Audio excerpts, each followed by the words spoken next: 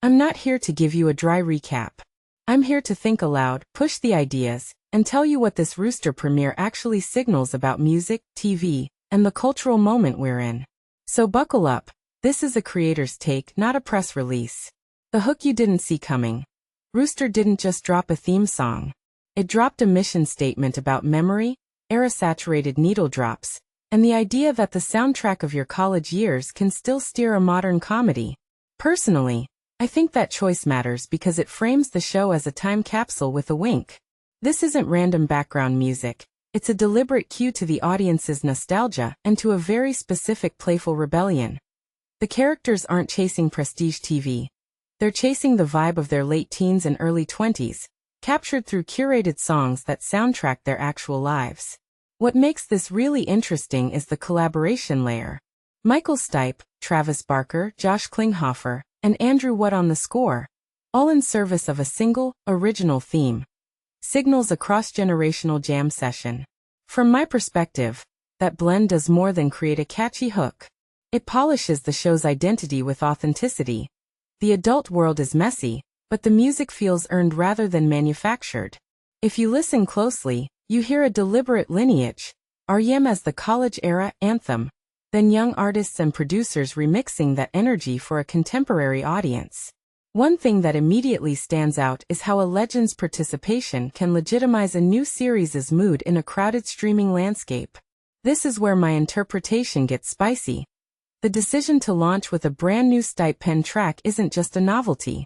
It's a storytelling device. The line, "I played the fool," isn't just lyric fodder. It's a meta-commentary on the show's own premise.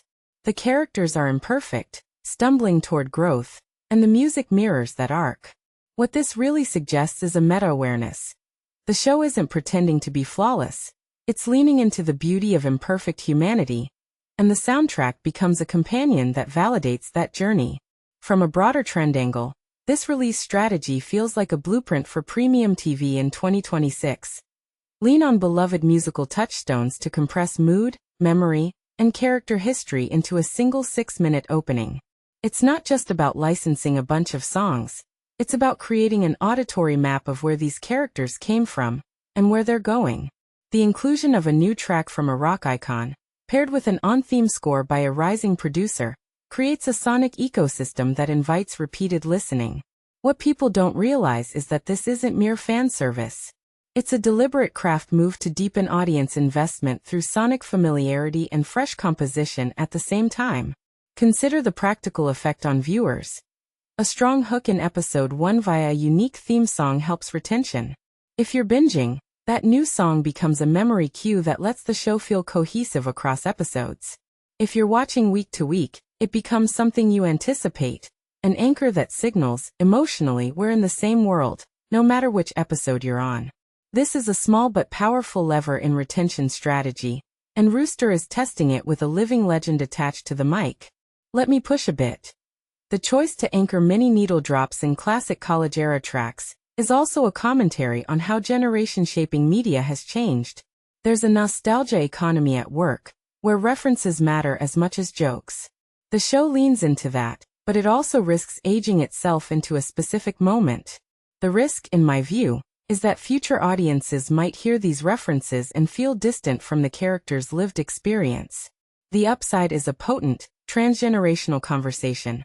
Older fans feel seen, younger viewers feel discovery. Both sides can come away with something new. Now, a note on the craft decisions. Rooster isn't just about scene setting, it's about texture. The score by Andrew Wood, paired with a Stipe-penned original, gives you 2 layers of authority. The human voice of a legend and the modern, propulsive pulse of Wood's scoring sensibility.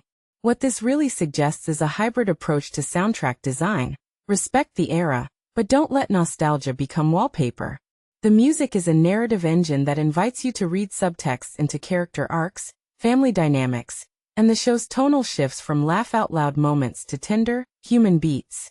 One detail I find fascinating is the parallel with Bill Lawrence's Shrinking, where an REM end credits moment slipped under the radar, but landed with fans later.